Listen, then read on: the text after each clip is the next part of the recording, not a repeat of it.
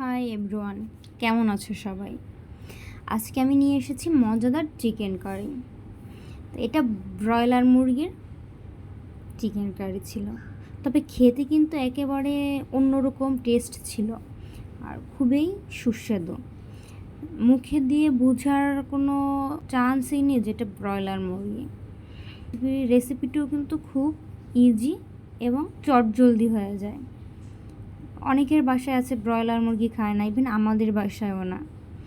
এভাবে রান্না করার পরে সবাই খুবই প্রশংসা করে। আশা করি তোমাদের রেসিপিটি ভালো লাগবে আর শুরু থেকে শেষ পর্যন্ত দেখবে। আমি নিয়ে নিয়েছি রসুন, আদা, একটা টমেটো, কয়েকটা কাঁচামরিচ আর অল্প পেঁয়াজ কুচি। এবার এগুলোকে আমি পেস্ট করে নেব। আর আমি নিয়ে নিয়েছি মরিচ গুঁড়ো, ধনিয়া গুঁড়ো, জিরা গুঁড়ো, গোটা গরম মশলা, 2-3টা তেজপাতা, লবণ, পেঁয়াজ কুচি আর হলুদ গুঁড়ো। আর এখন আমি যে কড়াইতে রান্না করব সেই কড়াইতে আমি নিয়ে নিয়েছি 1.5 থেকে 2 কেজি মাংস। এর ভিতরে আমি পুনমোর জন্য একটা কবুতর দিয়ে দিলাম। এখন এর ভিতরে আমি সেই পেস্ট করা মশলাটা দিয়ে দেব আর দিয়ে দেব সেই গুঁড়ো মশলাগুলো, মানে হলুদ, জিরা, ধনিয়া যে গুঁড়ো মশলা ছিল এগুলো দিয়ে বেশি তেল দেব। তেল দিয়ে মাংসটা মাখিয়ে নেব। সর্বশেষে আমি দিয়ে দেবো সেই পেঁয়াজ কুচিগুলো। এখন পেঁয়াজ কুচি দিয়েও আমি মাখিয়ে নেব। এরপর আমি চুলাটা মিডিয়াম হিটে রেখে 2 থেকে 3 মিনিটের মতো জাল করে এর ভিতরে আমি দিয়ে দেবো আলু। আর আলুটা দিয়ে আমি আলুর সাথে ভালোভাবে মশলাটা মিশিয়ে একটা ঢাকনা দিয়ে ঢেকে দেব।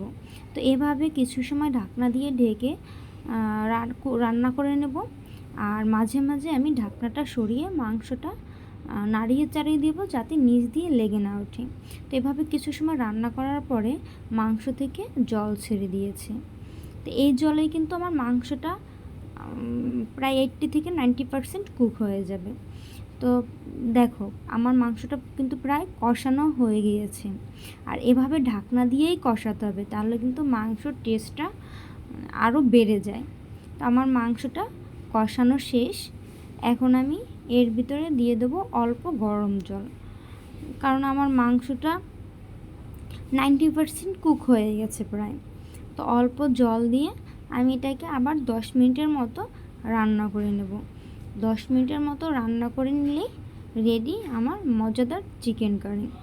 আর সর্বশেষে আমি চুলার ফ্লেমটা অফ করে দিয়ে এর ভিতরে আমি দিয়ে দেবো ভাজা জিরের গুঁড়ো। এরপরে সার্ভ করলেই রেডি চিকেন কারি। তো দেখলে তো কত ইজি এবং খেতেও কিন্তু দুর্দান্ত।